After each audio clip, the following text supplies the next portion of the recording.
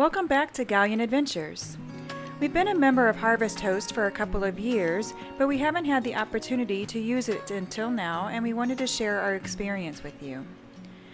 We stayed at Wilde Prairie Winery in Brandon, South Dakota, located on the family farm of Jeff and Victoria.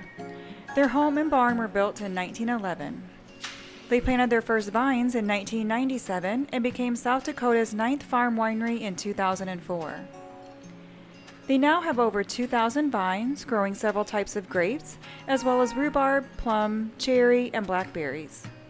They have many wines to choose from, including their bronze medal winner, Christmas Cheer.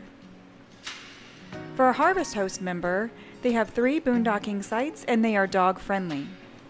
We arrived mid-afternoon on Saturday and were greeted by Jeff right away.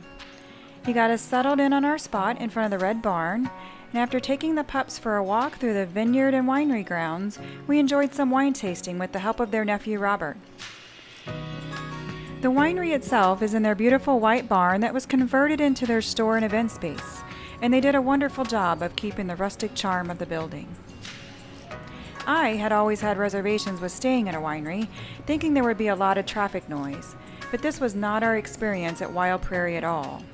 It is very peaceful here, allowing us to have our windows open and enjoying the sounds of nature.